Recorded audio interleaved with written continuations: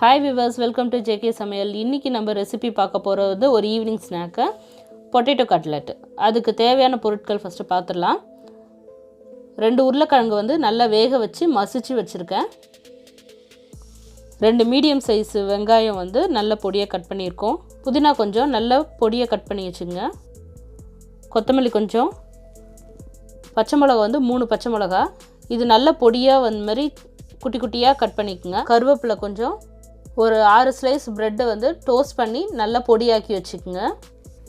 மஞ்சள்தூள் வந்து 1/4 டீஸ்பூன், சீரகத்தூள் 1 teaspoon, garam masala 1/2 teaspoon, chilli powder வந்து 1 டீஸ்பூன் எடுத்துங்க.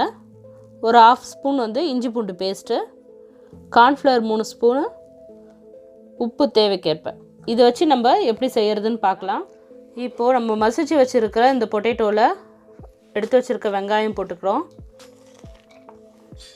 சீரகத்தூள், கரம் மசாலா, மிளகாத்தூள், இஞ்சி பூண்டு பேஸ்ட்டு, மஞ்சத்தூள், பச்சை மிளகா, புதினா, கொத்தமல்லி, கருவேப்பிலை, சால்ட்டு தேவைக்கேற்ப. நம்ம எடுத்து வச்சுருக்க இந்த பிரெட் கிரம்ஸ் வந்து ஒரு 2 ஸ்பூன் போட்டுக்கலாம். இப்போ இது எல்லாத்தையுமே வந்து நல்லா பிசைஞ்சிக்குங்க.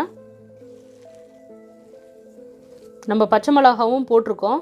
அதனால் உங்கள் காரத்துக்கு வந்து நீங்கள் எந்த அளவுக்கு வீட்டில் நீங்கள் காரம் சேர்ப்பீங்களோ அதுக்கேற்ற மாதிரி நீங்கள் வந்து காரம் சேர்த்துக்கலாம். எல்லா மசாலாவும் எல்லா இடத்துலையும் போகணும். அந்த மாதிரி நல்லா பிசைஞ்சிடலாம். பாருங்கள், இந்த மாதிரி வந்து நல்லா பிசைஞ்சிக்குங்க. மசாலா எல்லா இடத்துலையும் நல்லா ஃபார்ம் ஆகணும். நீங்கள் இதில் சால்ட் பார்க்கணுன்னா கூட இப்போ நல்லா மிக்ஸ் பண்ணதுக்கப்புறம் ஒரு தடவை செக் பண்ணிக்கலாம். அப்புறமா ஒரு பவுலில் நம்ம எடுத்து வச்சுருக்க கார்ன்ஃப்ளவர் இதில் போட்டுக்கலாம். கொஞ்சமாக தண்ணி ஆட் பண்ணிக்கோங்க. நல்லா மிக்ஸ் பண்ணிக்கங்க. இங்கே பாருங்கள், இந்த மாதிரி நல்லா தண்ணியை கரைச்சிக்குங்க. இதை வந்து நம்ம ஷேப் போட்டுக்கலாம்.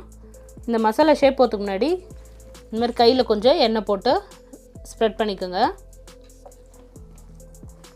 நல்லா வந்து கொஞ்சம் தடியாக போடுங்க.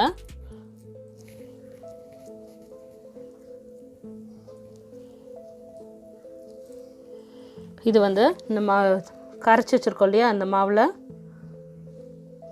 போட்டு இந்த பிரெட் கிரம்ஸில் போட்டு எடுத்துருங்க. இது வந்து நல்லா ஒட்டட்டும்.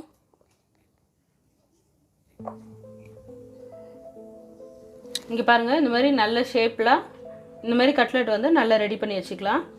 இதுக்கப்புறம் ஒரு பேனில் கொஞ்சமாக ஆயில் சேர்த்துங்க. இந்த ஆயில் வந்து அப்படியே கொஞ்சம் சூடாகட்டும். ரொம்ப கொதிக்க வேண்டாம், சலசலன்னு. நார்மல் ஹீட் இருந்தால் போதும். சிம்மில் வச்சுங்க. இப்போ வந்து நம்ம வச்சுருக்க எண்ணெய் நல்லா சூடாயிடுச்சு. நம்ம கட்லெட்டு போட்டுடலாம். ஒரு 2 நிமிஷம் ஆகட்டும். ஒரு 2 நிமிஷம் ஆனதும் இதை அப்படியே திருப்பி போட்டுடலாம். ஃபுல்லாக சிம்லேயே வச்சு செய்யுங்க. ஏன்னா முதல்ல வந்து ஃப்ரண்ட்டில் கலர் மாறிடும், உள்ளேயும் நல்லா வேகணும் இல்லையா, அதனால் கொஞ்சம் சிம்மில் வச்சே செய்யுங்க. இந்த மாதிரி நல்லா கலர் மாறினதும் எடுத்துடலாம். இதில் எடுத்திங்கன்னா உங்களுக்கு எண்ணெய் நல்லா வடிஞ்சிரும். மாதிரி எல்லா கட்லெட்டும் வந்து எண்ணெயில் ஃப்ரை பண்ணி எடுத்துடலாம். அவ்வளோதாங்க, நம்ம சுவையான பொட்டேட்டோ கட்லெட் ரெடி ஆகிடுச்சு.